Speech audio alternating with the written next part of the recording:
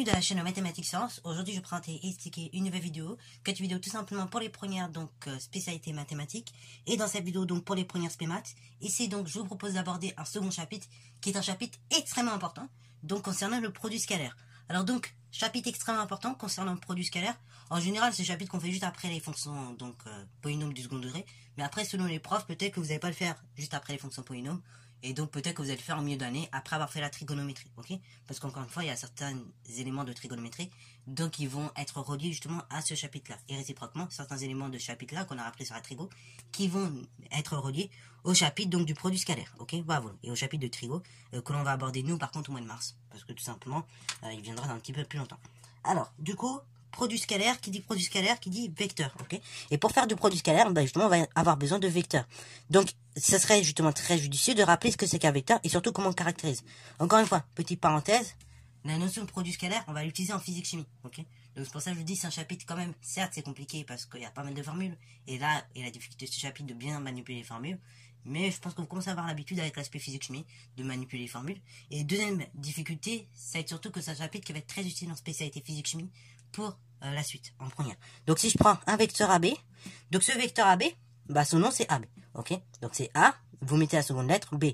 Et après vous mettez une petite flèche en haut pour dire que c'est un vecteur. Attention, ici l'ordre d'être compte beaucoup, dans le sens où la première lettre va indiquer l'origine du vecteur en quelque sorte, et la seconde lettre va indiquer la lettre donc de la fin du vecteur, où il y a la flèche, justement.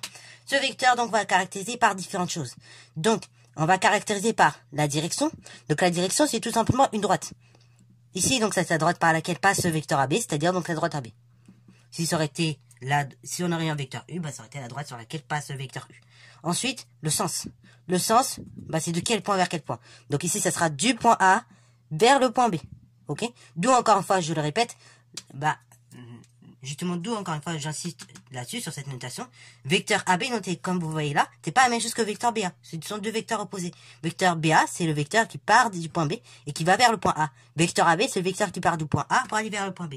Donc, le sens, j'insiste beaucoup, c'est la notation qui va vous le donner en fait, ok? La première lettre donne l'origine et la seconde donc donne tout simplement l'extrémité. Et après donc la norme, autrement dit la longueur de notre vecteur, et on va la noter ainsi, donc deux petits barres, le nom du vecteur et ensemble les deux petits barres. Ces trois caractéristiques, direction, sens, norme, doivent être connues et maîtrisées. C'est parce que ce sont des choses qu'on va avoir besoin énormément d'un chapitre là. Et attention également, il y en a beaucoup qui font l'erreur, notamment en classe de seconde, de mélanger la direction et le sens. La direction, c'est toujours une droite. Le sens, c'est d'un point vers l'autre. Ok? Faites bien attention parce que bon, en mathématiques, on va s'en servir de ces choses-là. Mais en physique-chimie, encore plus, pour ceux qui ont pris la spécialité physique-chimie, c'est une notion de direction et de sens. Faut pas confondre parce que on va en avoir énormément besoin ici en physique-chimie. Un petit peu plus tard également dans l'année. Ok? Alors, une fois qu'on a compris justement ces notions-là, de direction, de sens et de normes, on va essayer de comprendre maintenant les différentes techniques pour calculer un produit scalaire. Ok? Donc, vous allez voir, il y en a pas mal. Et donc là, je vous dis tout de suite, comme ça vous n'êtes pas choqués, il va y avoir beaucoup de formules là qui vont suivre. Donc, il va falloir essayer de les comprendre les unes à la suite des autres. Après, ne vous inquiétez pas, il y aura d'autres vidéos où je détaillerai l'utilisation de ces formules. Et également d'autres vidéos où on va les démontrer. Parce que, bien évidemment, ces formules-là, elles ne sortent pas de nulle part. On peut les démontrer. Ok? Donc, première des choses, premier cas, je vais vous l'afficher avec une petite figure. Donc, avant d'attaquer cette première propriété qui va être très importante, je rappelle tout ce que normalement vous savez faire jusque-là. Donc, arrivé début première, au niveau des vecteurs. Donc, on a vu en classe de seconde diverses choses. On a vu qu'on pouvait additionner via la relation de Chasles deux vecteurs, ok? Par exemple, vecteur AB plus vecteur BC donne le vecteur AC. On a vu également donc qu'on pouvait soustraire deux vecteurs toujours via la relation de Chasles. Par exemple, donc vecteur AB moins vecteur AC, ça donne tout simplement vecteur AB plus vecteur CA, ok? Voilà, ce qui va nous donner donc le vecteur tout simplement CB, ok? Voilà, encore une fois, via la relation de Chasles. Et on a vu également qu'on pouvait multiplier un réel par un vecteur et on obtenait également un vecteur. Qu'en est-il si on multiplie tout simplement deux vecteurs? Quand on multiplie deux vecteurs ensemble, déjà, on appelle ça faire le produit scalaire des deux vecteurs, par exemple U et V. Et le produit scalaire de U par V, on va noter de la façon suivante, U point V, ok? Vecteur U point vecteur V, ok? Et en fait, le point, on va dire ça même de façon très précise, on va dire comme scalaire. Ce sera U scalaire V. Et ce nombre-là, donc quand on va faire cette opération-là, je vais donner un petit peu la réponse, mais ça va être un nombre qu'on va obtenir en fait. Un réel comme pi sur 4, 9 tiers, 3 demi, racine de 2 sur 2, bref, ça va être des réels comme ceci. Ainsi donc, U scalaire V, on va pouvoir le calculer de plusieurs manières. Ici, je vous ai pris le premier cas, la plupart des profs commencent par ce cas-là. Après, pareil, ça va dépendre des profs. Peut-être que vous allez commencer par le cas avec les coordonnées, ok? Parce que vous avez vu un réel qu'on appelle le critère d'orthogonalité. Je vais en parler à la fin de cette vidéo. Mais donc, ici, quand vous avez deux vecteurs, U et V, et que vous avez la mesure d'un angle qui vous est donné entre ces deux vecteurs-là, eh ben, on peut appliquer cette formule pour calculer le produit scalaire de U par V, qu'on note U scalaire V. U scalaire V, c'est égal à la norme de U, fois la norme de V, fois le cosinus de l'angle formé par mes deux vecteurs, donc de l'angle alpha. Ok, bravo. Donc ça, première propriété, très importante, ok, bravo. Donc encore une fois, je le répète, si vous avez deux vecteurs, donc vous connaissez la norme, que vous avez un angle entre les deux vecteurs, c'est cette formule-là qu'on utilise. U scalaire V, c'est la norme de U fois la norme de V fois le cosinus de l'angle formé par les deux vecteurs. Donc c'est la norme des deux vecteurs qu'on multiplie ensemble fois le cosinus de l'angle formé par ces deux vecteurs. Une fois que c'est fait, une fois qu'on a compris ce délire-là, et ben comme on peut constater, la formule ici c'est donnée par un produit. Et si par hasard l'un des deux vecteurs, donc là c'est quelque chose qui est très important à noter. Donc, admettons si la norme d'un des deux vecteurs est égale à 0. Autrement dit, si le vecteur U est égal à vecteur nul, ou bien si la norme du vecteur V est égale à 0, autrement dit vecteur V égale vecteur nul, alors, dans ce cas-là, le produit scalaire de U par V sera égal à 0. Ok, bravo. Et oui, parce que la norme du vecteur nul, si on la calcule, bah ça fait 0. Ainsi donc, si je multiplie 0 par n'importe quel nombre, ça fera 0. Ainsi donc, si vous avez un des deux vecteurs qui est nul, et bah dans ce cas-là, l'opération, le produit scalaire des deux sera nul. Ok, bravo. Puisqu'on a une multiplication à chaque fois. Alors, cas particulier, donc des vecteurs collinéaires. Ok, donc propriété très importante. Donc là, c'est une propriété dérivée de celle qu'on a vue tout à l'heure. Hein. Donc de façon générale, là, vous avez un cas particulier. Donc là, je vais la mettre en verte pour vous montrer que c'est comme c'est un cas particulier. Vous n'êtes pas forcément obligé de l'apprendre par cœur. Donc si vous avez deux vecteurs U et V collinéaires et qu'en plus d'être collinéaires, ils sont de même sens. Et ben ça veut dire quoi? Ça veut dire que l'angle formé par mes deux vecteurs, U et V, si on regarde une petite figure, est égal à 0. Ok, voilà, on n'a pas d'angle entre mes deux vecteurs. Et si vous effectuez cosinus de 0, et ben ça fera 1. Ok, voilà. Donc ça, vous l'apprendrez au fur et à mesure dans l'année, hein, que cosinus de 0, c'est 1. Ok, voilà. Ainsi, donc, on obtient la formule suivante. Bah, comme je vais multiplier norme de U par norme de V par 1, bah finalement, on peut retenir la chose suivante. Quand on a deux vecteurs U et V collinéaires, le produit scalaire de U par V, c'est la norme de U fois la norme de V. Ok, donc ça, c'est quand U et V sont collinéaires de même sens. Alors, norme de U, produit scalaire de U par V, U scalaire V, c'est norme de U fois norme de V. Ok. En revanche, si mes deux vecteurs sont collinéaires, cette fois-ci de sens contraire, on va voir la chose suivante. On va voir donc U scalaire V, qui est égal à cette fois-ci moins norme de U, multiplié par norme de V, et voilà, ok. Ça, c'est quand mes deux vecteurs U et V sont collinéaires, ok, cette fois-ci de sens contraire. Ok, bravo. Alors, quelque chose de très important pour comprendre la chose. En effet, si les deux vecteurs U et V sont collinéaires de sens contraire, ça veut dire que l'angle formé par les deux vecteurs est un angle plat. Angle plat, mesure de cet angle-là, 180 degrés. Pour ceux qui se rappellent de leur cours de 6e. Ainsi donc, eh ben, quand on a un angle plat, il se trouve que le cosinus d'un angle plat, donc de 180, eh ben, ça fait tout simplement 0. Enfin, ça fait tout simplement moins 1. Ok, cosinus de 180 degrés.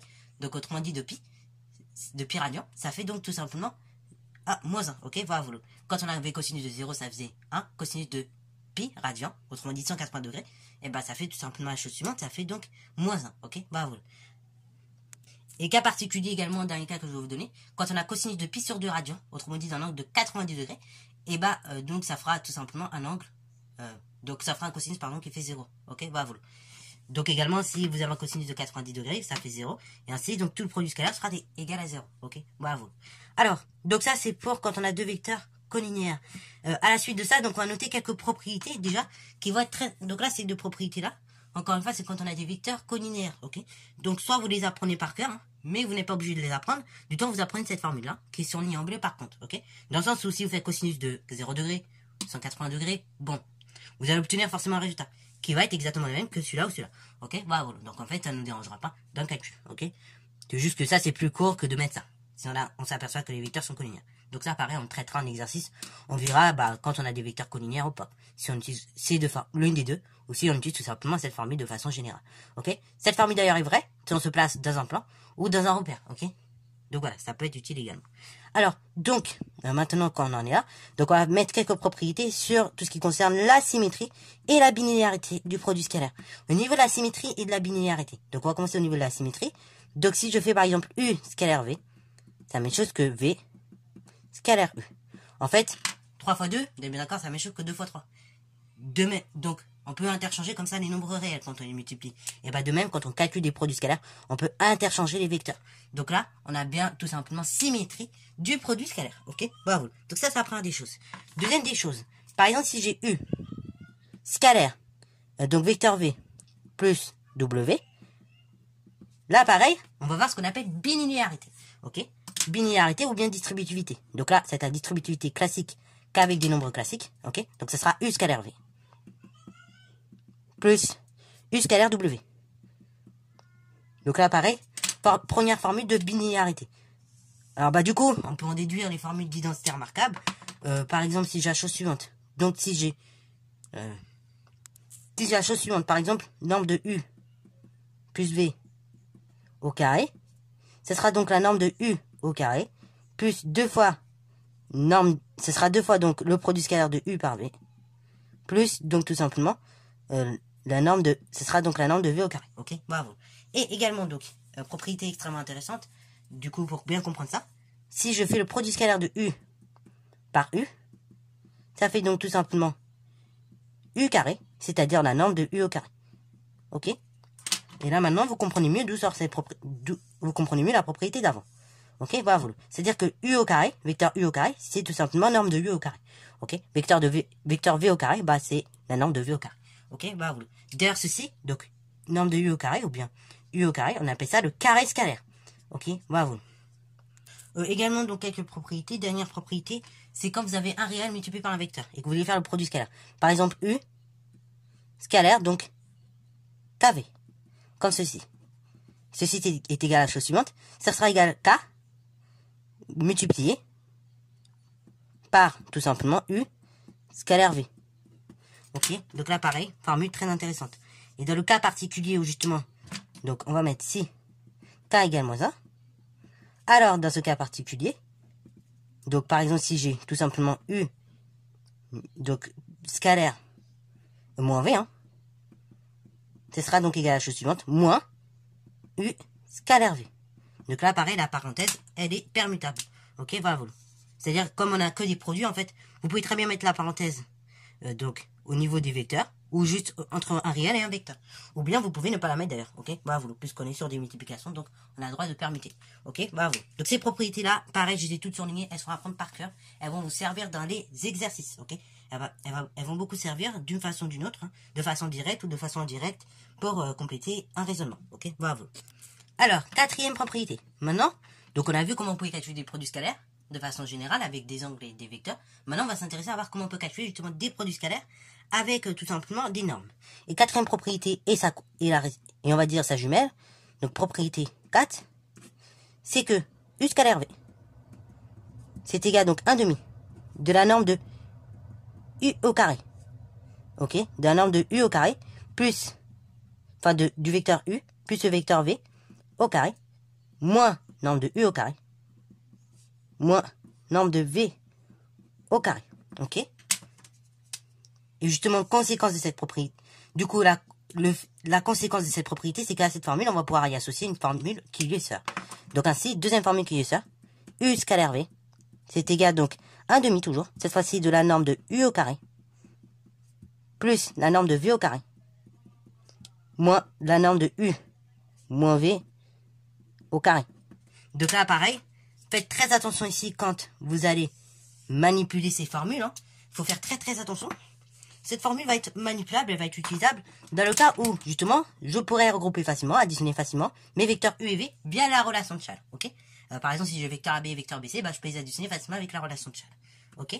Par contre, ici, deuxième formule, elle va être utile si mes deux vecteurs, je ne peux pas les additionner facilement d'un coup avec la relation de Chasles. Par exemple, vecteur AB moins vecteur AB et vecteur AC, bah, c'est un peu compliqué de les additionner avec la relation de Chasles. Par contre, je peux très bien soustraire vecteur AB, enfin, je peux faire vecteur AB moins vecteur AC, et à un moment donné, par manipulation, je vais me retrouver avec une relation de Chasles qui sera très simple à manipuler. Alors, je vais me retrouver avec vecteur AB plus vecteur tout simplement, donc CA, Et ainsi, donc, tout simplement, je vais pouvoir après faire le calcul de façon très simple. Ok, bravo. Bon, là, je vous dis tracer une figure. Ça va peut-être vous rappeler des souvenirs. Des souvenirs, donc, de secondes, par exemple.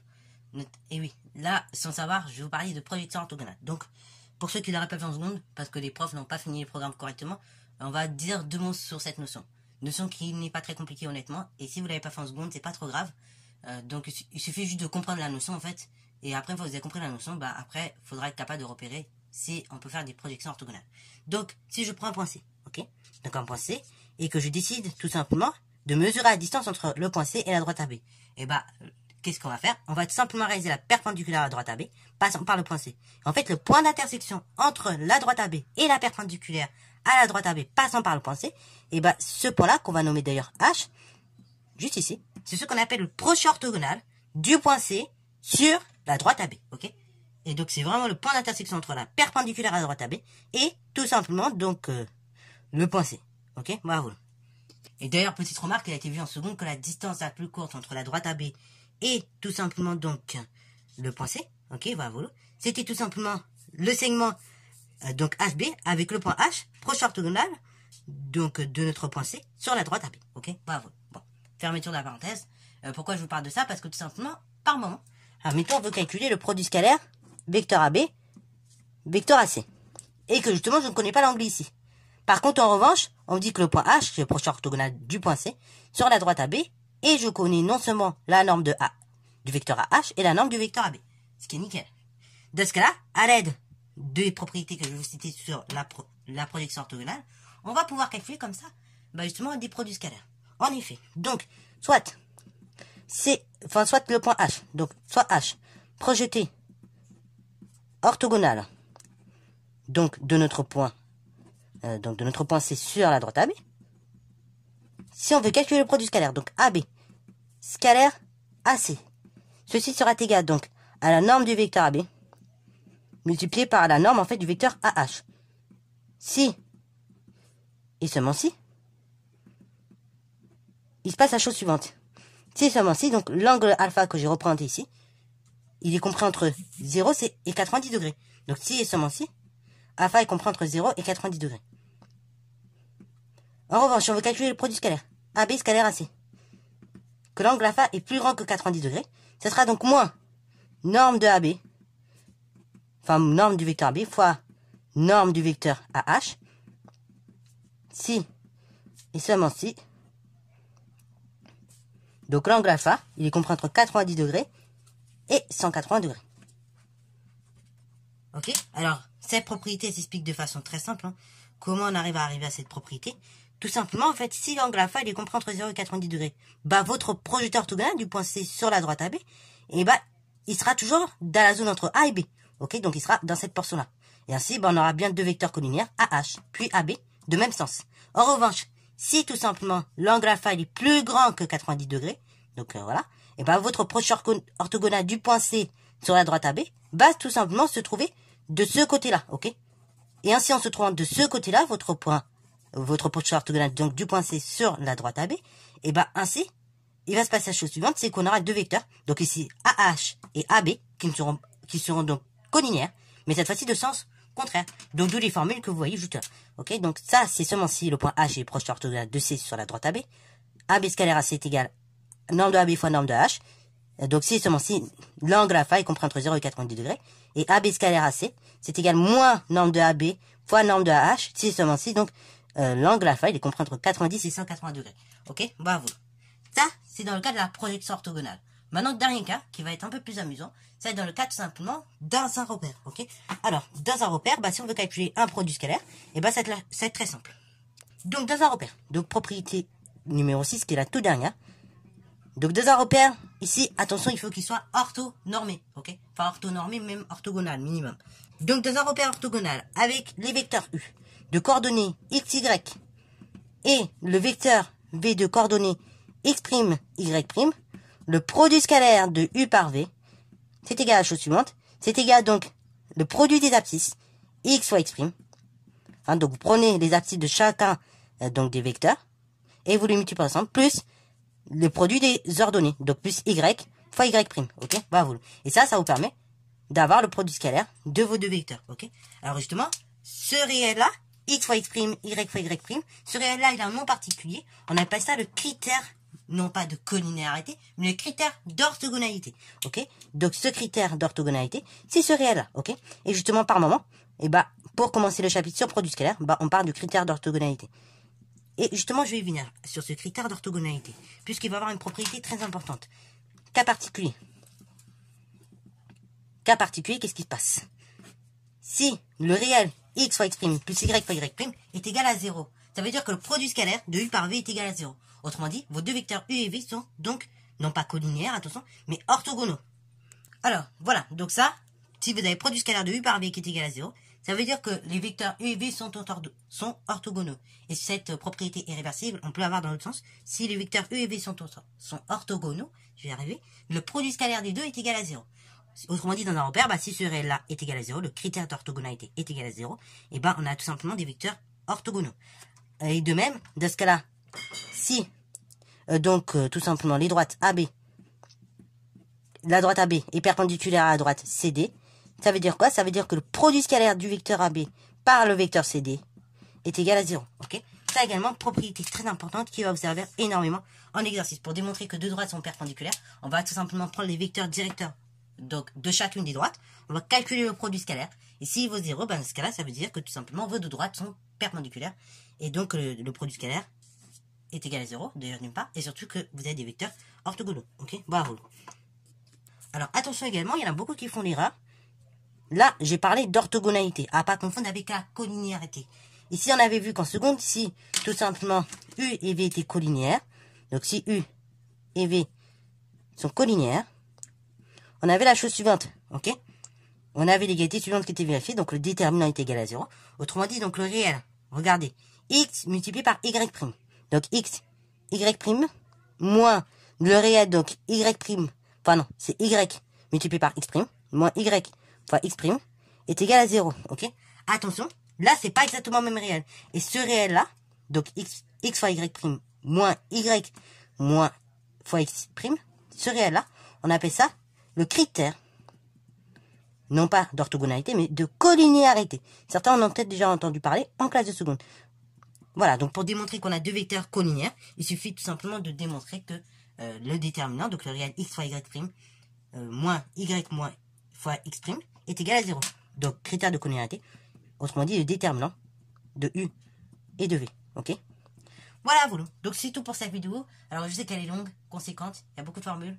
Donc ne vous inquiétez pas, il y aura des vidéos d'exercices qui vont arriver pas à pas. Je vais essayer de faire tout mon maximum pour qu'elles arrivent le plus vite possible. Mais encore une fois, c'est un chapitre qui est très dense. Donc comme vous avez pu voir, il y a beaucoup de formules. Et encore, je n'ai pas mis les nombreuses utilisations après du produit scalaire. Parce que ça va forcément, ce chapitre-là va avoir des applications. Donc je vous montrerai quelques applications du produit scalaire un petit peu plus tard. Donc dans le chapitre, ok? Voilà, donc en tout cas, j'espère que cette vidéo t'a plu. Si c'est le cas, n'hésitez pas à la liker, commenter et bon, reste à toi en mathématiques et en sciences.